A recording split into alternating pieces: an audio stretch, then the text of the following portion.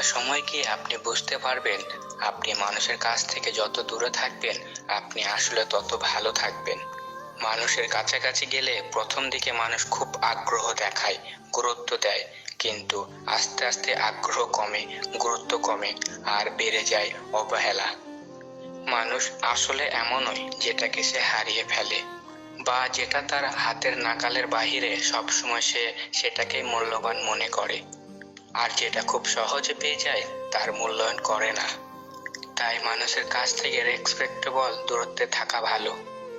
এতে গুরুত্ব থাকে, সম্মান থাকে, বহুদিন পর হঠাৎ দেখা হলে আদর যত্ন পাওয়া যায়, খাতির করে।